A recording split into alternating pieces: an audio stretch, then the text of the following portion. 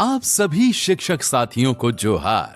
जैसा कि आप सभी जानते हैं कि राष्ट्रीय शिक्षा नीति 2020 के अंतर्गत केंद्र व राज्य सरकार द्वारा निपुण भारत के माध्यम से शिक्षा में विशेष प्रयास आयोजित किए जा रहे हैं। हम ये भी जानते हैं कि कोविड-19 के दुष्प्रभाव के कारण बच्चों की शिक्षा पर बहुत ही विपरीत प्रभाव पड़ा है, जिसे हमने विभिन्न प्रकार के अकादमिक सर्वे में बच्चों की अकादमिक क्षति के रूप में देखा। ऐसी परिस्थिति में गुणवत्तापूर्ण शिक्षा के प्रसार के लिए चलाए जा रहे प्रयासों की नितांत आवश्यकता है। प्रयासों की इसी श्रृंखला में झारखंड सरकार के शिक्षा विभाग द्वारा बच्चों की शैक्षणिक बुनियाद को मजबूत करने की दिशा में विद्या प्रवेश कार्यक्रम के अंतर्गत स्कूल रेडीनेस पैकेज या नूपुर मॉड्यूल विकसित किया गया है। ये वीडियो हमें स्कूल रेडीनेस पैकेज से जुड़ी मुख्य जानकारी से अवगत कराते हुए हमारी समझ को और पुख्ता करेगा कि स्कूल रेडीनेस पैकेज क्या है, इस शैक्षिक पैकेज के उद्देश्य क्या हैं और उनके लक्ष्य क्या हैं, किन संदर्भों में इस पैकेज की आवश्यकता है। जब बच्चे अपने घर से स्कूल रूपी अकादमिक दुनिया में प्रवेश करते हैं तो कैसे उनकी दुनिया में बदलाव होता है। हमें शुरुआती दिनों में उनके किन कौशलों पर कार्य करना है। इन बच्चों के साथ कार्य के दौरान हमारी दैनिक दिनचर्या का क्या प्रारूप होगा। प्रतिदिन हमें उनके साथ कितनी प्रकार की गतिविधि करनी है। किए जा रहे क्रियाकलापों का हम आकलन किस प्रकार करेंगे। सबसे पहले हम ये समझने का प्रयास करते हैं कि स्कूल रेडीनेस पैकेज की क्या आवश्यकता है। जैसा कि हम जानते हैं कि निपुण भारत मिशन 3 से 9 आयु वर्ग के बच्चों की अधिगम आवश्यकताओं पर अपना प्रयास केंद्रित कर रहा है, जिसकी आवश्यकता को राष्ट्रीय शिक्षा नीति NEP 2020 में भी उल्लेखित किया गया है। दिए गए चित्र के माध्यम से हम सहज रूप से समझ सकते हैं कि मानवीय जीवन में शुरुआती वर्ष कितने महत्वपूर्ण होते हैं। इस दौरान विकास की दर उनके अन्य वर्षों की अपेक्षा बहुत ही तेज होती है। शोध ये स्पष्ट करते हैं कि 6 वर्ष की अवस्था तक हमारे मस्तिष्क का विकास लगभग 92% तक हो जाता है। इसके साथ ही विभिन्न शोध व हमारे व आपके व्यक्तिगत अनुभव भी इस ओर संकेत देते हैं कि यह विकास केवल स्वास्थ्य, पोषण और देखभाल की गुणवत्ता से ही प्रभावित नहीं होता, बल्कि उनके आसपास का सामाजिक वातावरण का भी उनके विकास पर प्रभाव पड़ता है। विभिन्न शोध ये भी स्पष्ट करते हैं कि सामान्य परिवार के बच्चों की अपेक्षा वंचित समुदाय के बच्चों को भाषीय, आर्थिक अथवा सामाजिक कारणों के चलते विकास के पर्याप्त व समान अवसर प्राप्त नहीं हो पाते हैं। उम्र के साथ साथ बच्चों के विकास का ये अंतर बढ़ता ही जाता है। इन्हीं कारणों से NEP 2020 में बच्चों की आरंभिक अवस्था के विकास को सुदृढ़ करने, विकास के समान अवसर उपलब्ध कराने हेतु एक ऐसे पूर्व विद्यालयी यानी प्री स्कूलिंग अधिगम कार्यक्रम की आवश्यकता पर सभी का ध्यान केंद्रित किया गया है, जो बच्चों की आरंभिक बाल्यावस्था को समान रूप से सुदृढ़ता प्रदान करे, जिससे अधिगम रूपी असमानता के स्तर को समाप्त किया जा सके। इन शोधों और अनुशंसा को ध्यान में रखते हुए भारत सरकार ने नई शिक्षा नीति 2020 में और निपुण भारत कार्यक्रम के अंतर्गत कक्षा 1 में नामांकित होने वाले सभी बच्चों या कोविड-19 के दुष्प्रभाव के कारण ऐसे बच्चे जो स्कूल में नामांकित तो हो गए लेकिन स्कूल की अकादमिक दुनिया से वंचित रहे या अन्य किसी कारण से स्कूल से ड्रॉप आउट हो गए हों, ऐसे सभी बच्चों को 3 महीना यानी 12 सप्ताह का स्कूल रेडीनेस अनिवार्य किया है और इसके लिए विद्या प्रवेश कार्यक्रम राष्ट्रीय स्तर पर चलाया जा रहा है, जिसके अंतर्गत सभी राज्य अपने राज्य के बच्चों की आवश्यकता के अनुसार स्कूल रेडीनेस पैकेज बनाकर कार्य कर रहे हैं। स्कूल रेडीनेस जैसा नाम से ही स्पष्ट होता है कि विद्यालय के लिए तैयारी। विद्यालय के लिए तैयारी से आशय बच्चों के लिए एक ऐसे खुशनुमा समावेशी वातावरण का निर्माण करने से है, जहां उन्हें खेल खेल के माध्यम से कार्य करने, निर्देशों को समझने, खेल के दौरान नियमों का पालन करने व उन पर बात करने, निश्चित समय सीमा में कार्य करने, दूसरों को सुनने, अपने साथी के साथ व समूह में कार्य करने, अपनी बात कहने, दूसरों की बात में अपनी बात जोड़ने, आसपास की घटित घटनाओं को क्या, क्यों, कैसे के माध्यम से समझने, उस पर अपनी जिज्ञासा व प्रतिक्रिया रखने, विभिन्न गतिविधियों के माध्यम से दूसरों की मदद करने एवं दूसरों से मदद लेने, एक दूसरे की भावनाओं को समझने, अपनी भावनाओं को प्रस्तुत करने आदि का पर्याप्त अवसर प्राप्त होता है। इस पैकेज के उद्देश्य निम्नलिखित हैं। स्कूल के माहौल को बच्चों के अनुकूल बनाना, जहां उन्हें नियमित रूप से आने में मजा आए। बच्चों में भाषा और गणित के लिए आवश्यक स्वभाव और कौशल हो। दैनिक सीखने की क्रिया विविधता पूर्ण होनी चाहिए, जिसमें भाषा विकास, शारीरिक विकास, मनोप्रेरणा, रचनात्मक विकास एवं सामाजिक भावनात्मक विकास से जुड़ी गतिविधियां होंगी। निपुण विकासात्मक लक्ष्यों के अधिगम परिणामों को प्राप्त करना। नूपुर मॉड्यूल के अंतर्गत एनईपी 2020 बच्चों के निम्न दिए गए विकासात्मक लक्ष्यों पर आधारित है। लक्ष्य 1, बच्चे अच्छे स्वास्थ्य और स्वच्छता बनाए रखें, जिसके विकास क्षेत्र मुख्य रूप से शारीरिक विकास एवं सामाजिक और भावनात्मक विकास हैं। लक्ष्य 2, बच्चों का संप्रेषण प्रभावी हो, जिसका विकास क्षेत्र मुख्य रूप से भाषा एवं साक्षरता का विकास है। लक्ष्य 3, बच्चे विभिन्न क्रियाकलापों के माध्यम से अपने परिवेश के साथ सीखने के लिए तैयार होते हैं, जिसका विकास क्षेत्र बौद्धिक एवं रचनात्मकता का विकास है। नूपुर मॉड्यूल में इन विकासात्मक लक्ष्यों के क्रियान्वयन हेतु निम्न कार्य क्षेत्रों पर फोकस किया गया है। सामाजिक भावनात्मक कौशल एवं शारीरिक विकास व पोषण, उभरती साक्षरता, उभरती संख्या ज्ञान। सामाजिक भावनात्मक कौशल हमारे मानवीय विकास में हमारे घर के वातावरण के साथ साथ हमारे आसपास के सामाजिक वातावरण व घटित होने वाली घटनाओं व उनके परिणामों का भी बहुत गहरा प्रभाव होता है।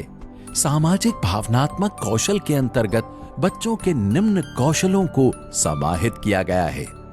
व्यक्तिगत व समूह में कार्य करना, साझा करना और सहयोग करना, अपनी भावनाओं पर नियंत्रण करना, दूसरों को सुनना और उनका सम्मान करना, स्वयं को और अपने पर्यावरण को स्वच्छ रखना, अपनी दिनचर्या और कार्यक्रम को समझना, दूसरे के कार्यों की प्रशंसा करना।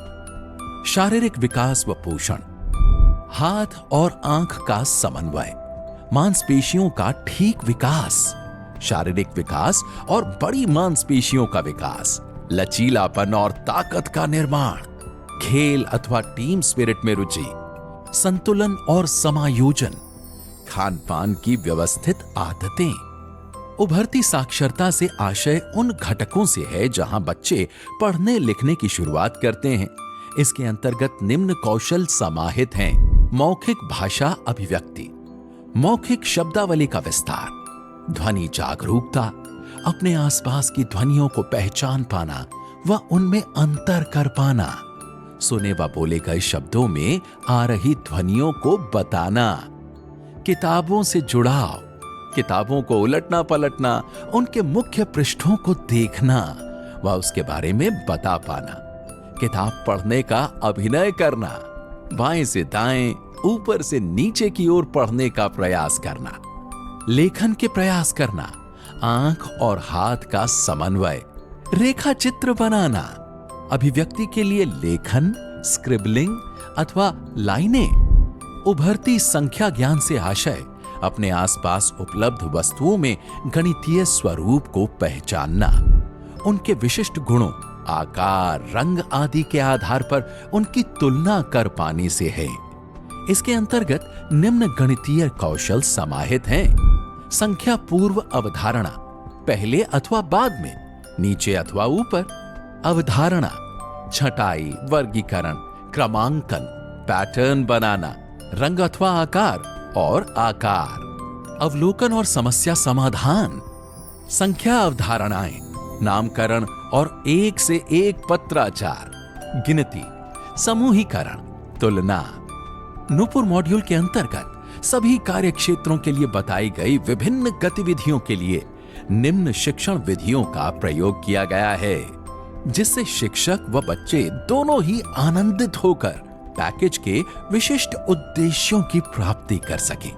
ये शिक्षण विधियां हैं बाल गीत अथवा कविता या फिर कहानी, सुव्यवस्थित और मुक्त खेल, अभिनय, पहेलियां, प्रकृति अथवा आसपास की चीजों व घटनाओं के माध्यम से सीखना, शैक्षिक भ्रमण, रचनात्मक कार्य, प्रिंट समृद्धि रूपी कक्षा कक्ष, चर्चा और बातचीत। नूपुर मॉड्यूल के अंतर्गत बताई गई गतिविधियों को प्रतिदिन आयोजित करने के लिए निम्न समय तालिका को उपयोग करना होगा। पहला, सुबह की सभा। दूसरा, करके सीखना। तीसरा, किताबों से कहानी सुनाना अथवा सुनना। चौथा, नियोजित खेल का समय। पांचवा, लिखित अभिव्यक्ति। छठा, प्रिंट सामग्रियों व अन्य सामग्रियों से खेल। सातवां, दिन का समापन या फिर छुट्टी का समय। यहां शिक्षक ध्यान दें, यहां दिया गया समय व गतिविधियां उदाहरण स्वरूप हैं। आप अपने स्कूल के बच्चों की आवश्यकता के अनुरूप इसके अंतर्गत बच्चों की रुचि के अनुसार कुछ बदलाव कर सकते हैं। नूपुर मॉड्यूल के अंतर्गत इन शिक्षण विधियों को समाहित करते हुए शिक्षकों के कार्य हेतु इस पैकेज में कुल 192 दैनिक कार्य योजना दी गई हैं, जिसका एक प्रारूप आप स्क्रीन पर देख पा रहे होंगे। इन योजनाओं की मुख्य विशेषता ये है कि सभी योजनाओं की गतिविधियां स्कैफोल्डिंग पर आधारित हैं। स्कैफोल्डिंग से आशय है कि भाषा शिक्षण में स्कैफोल्डिंग बहुत ही महत्वपूर्ण है। इसके अंतर्गत शिक्षण प्रक्रिया को इस प्रकार नियोजित किया जाता है कि बच्चे को शिक्षक की शिक्षण प्रक्रिया को देखने, समझने, शिक्षक बच्चों के साथ साथ करके सीखने और स्वयं करने का अवसर प्राप्त होता है। संक्षेप में इसे I do, we do, you do यानी मैं करूं, हम करें, तुम करो के रूप में जाना जाता एवं प्रयोग किया जाता है। उदाहरण के तौर पर अगर भाषा शिक्षक बच्चों को क वर्ण की पहचान कराने वाले हैं तो वे बच्चों को पहले खुद बताएंगे, यानी I do, कि ये वर्ण क है। इसके बाद वे इसे लिखने का तरीका भी साथ साथ बताते हैं ताकि बच्चों को मदद मिल सके। इसके बाद वे पूरी प्रक्रिया को बच्चे के साथ साथ करते हैं, यानी वी डू। आखिर में बच्चों को व्यक्तिगत व स्वतंत्र रूप से उस वर्ण को पहचानने और लिखने का अवसर दिया जाता है, यानी यू डू। इस प्रकार स्कूल रेडीनेस पैकेज पर कार्य के दौरान निम्न बिंदुओं को ध्यान में रखेंगे। पैकेज में दी गई कुल 192 दैनिक योजना को बच्चों के साथ क्रियान्वित किया जाना है। पैकेज की योजना के अंतर्गत W का आशय सप्ताह से और उसके आगे का दिया गया नंबर, जैसे W1, W2 क्रमशः सप्ताह 1 व सप्ताह 2 को स्पष्ट करते हैं। इस प्रकार W1 दिन 1 सत्र 1 से आशय पैकेज के प्रथम सप्ताह के पहले दिन का सत्र 2। इसी प्रकार यदि दी गई योजना पर W6 दिन 3 सत्र 2 से आशय पैकेज के छठे सप्ताह के तीसरे दिन का सत्र 2 है। इस प्रकार प्रत्येक दिन में कुल 4 योजना को क्रियान्वित करना है। पैकेज के अंतर्गत एक सप्ताह 4 दिन का है। सप्ताह के शेष 2 दिन बच्चों के साथ आवश्यकता अनुसार अभ्यास कार्य व दोहराव किया जाना एवं बच्चों का साप्ताहिक आकलन किया जाना है। एक सप्ताह में कुल 16 दैनिक योजना एवं बच्चों के एक साप्ताहिक मूल्यांकन प्रपत्र पर कार्य किया जाना है। स्कूल रेडीनेस के इस पैकेज के अंतर्गत 4 सप्ताह के कार्य के बाद बच्चों का मासिक मूल्यांकन कार्य किया जाएगा। यह आवश्यक है कि सीखने सिखाने की प्रक्रिया में आकलन को शामिल किया जाए।